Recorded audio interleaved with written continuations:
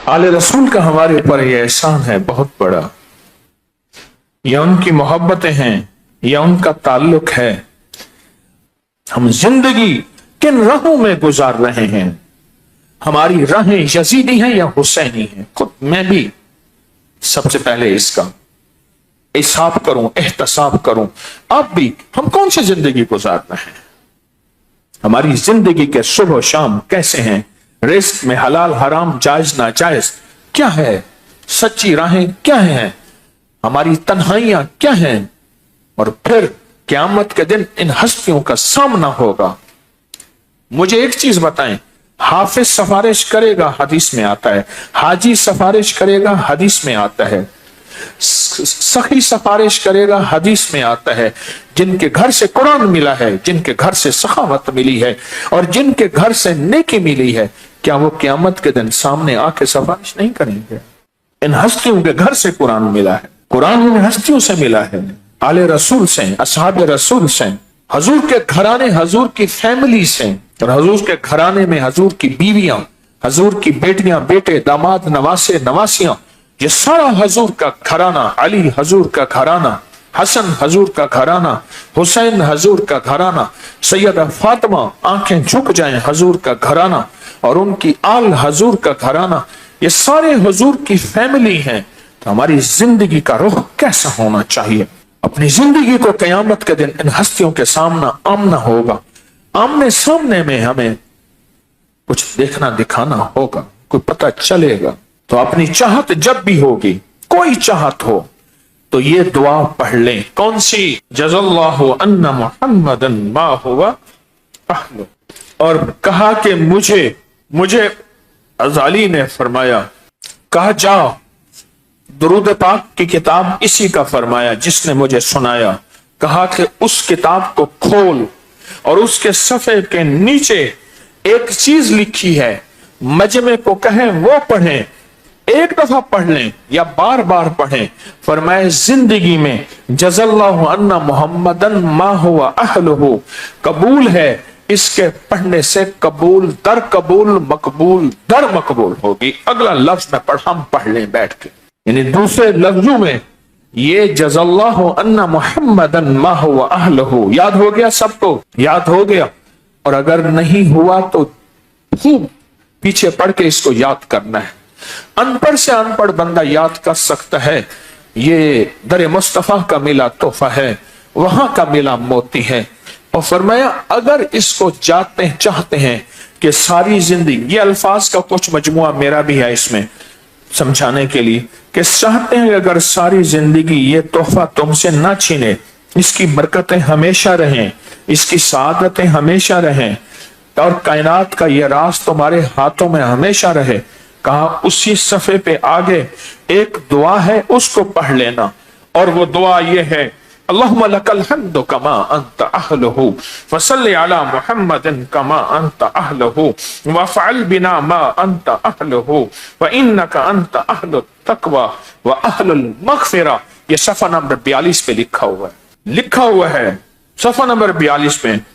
अबुल फजल किरमानी फरमाते हैं, एक शख्स खुरासान से मेरे पास आया, उसने ये बयान किया कि मैं मदीने पाक में था, मैंने हुजूर की ख्वाब में ज़ियारत की, तो हुजूर ने मुझसे इरशाद फरमाया जब तू हमादान जाए तो अबुल फजल बिन ज़ीरक को मेरी तरफ से सलाम कह देना। मैंने अर्ज किया या रसूल अल्लाह, ये क्या बात है? आपने फरमाया रोजाना मुझ पर 100 मरतबा ये दरूद पढ़ता है, रोजाना। अबुल फजल कहते हैं उस शख्स ने कसम खाई, वो मुझे या मेरे नाम को हुजूर के ख्वाब में बताने से पहले नहीं जानता था। वो मैं वहां रहता हूं हमादान में, वो मदीना से आया, हमादान में कमली वाले का पैगाम लेके आया। ये शेखुल हदीस ने लिखा है सफा नंबर 43 पे। आया और मुझे आके कहा कि हुजूर के ख्वाब बताने से पहले नहीं जानता। कहा मैंने उसको कुछ गल्ला देना चाहा इस ख्वाब की खुशखबरी में, उसने कहकर इनकार कर दिया, मैं आका के पैगाम को बेचना नहीं चाहता। میں اس کا کوئی معاوضہ نہیں لینا چاہتا کہ تیرے اس درود سے، تیرے اس لفظ سے میرے آقا اپنے روزے میں اتنے خوش ہیں کہ حضور نے مدینہ میں مجھے قاصد بنا کے بھیجا، جا حمادان میں اور جا اس کو خوشخبری دے آ۔ ابو الفضل کہتے ہیں اس کے بعد پھر میں نے اس شخص کو نہیں دیکھا، بس وہ پیغام دے کے چلا گیا۔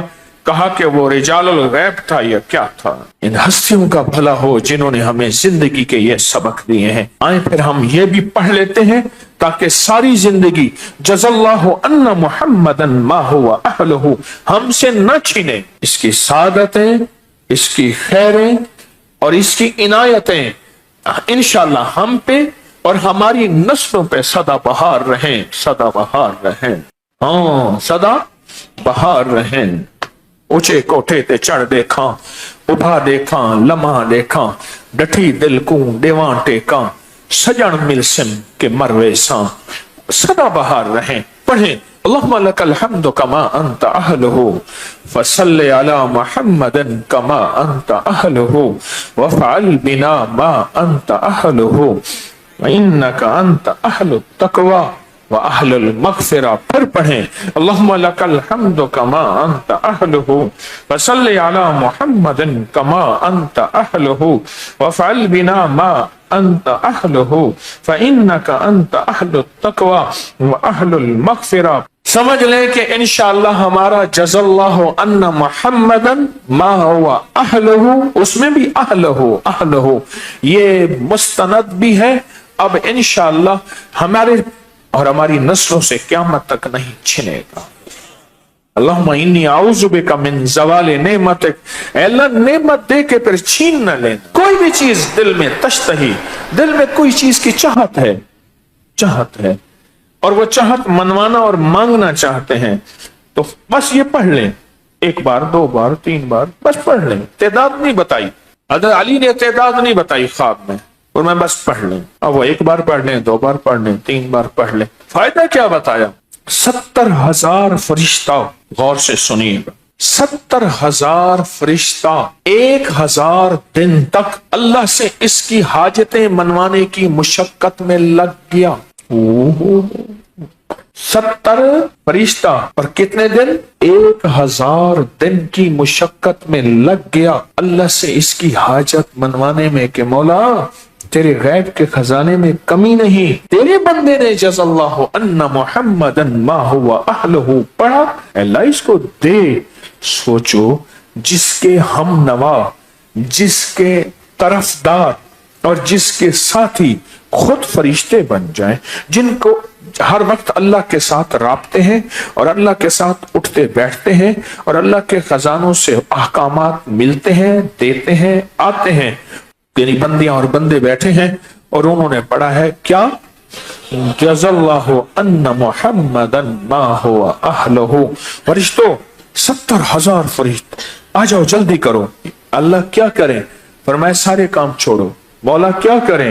1000 دن تک مشقت میں لگا دیا، اس بندے کی یہ ضرورت پوری کراؤ۔ اور میرے جی میں ایک بات آ رہی ہے، جب اللہ پاک کسی بندے کو دینا چاہتے ہیں پھر لفظ بھی خود عطا کرتے ہیں۔ جب اللہ دینا چاہتا ہے پھر زبان پہ خود اللہ وہ لفظ۔ میرا خیال یہ ہے کہ میرا رب تسبیح خانے اور اس کے ساتھ نسبتیں رکھنے والوں کو ان کے ادب، ان کی سچی طلب کی وجہ سے دینا چاہتا ہے۔ آج اللہ نے جزا اللہ ان محمدا ما ہوا اہلہ، حضرت علی کرم اللہ وجہ الکریم، اللہ پاک ان کو آباد اور شاد رکھے، ان کی قبروں کو، مزاروں کو نور سے بھر دے، ان کے درجوں کو اور بلند کر دے، اور قیامت کے دن آمنا سامنا ہو تو وہ مجھے آپ کو دیکھ کے خوش ہوں، ہم ان کو دیکھ کے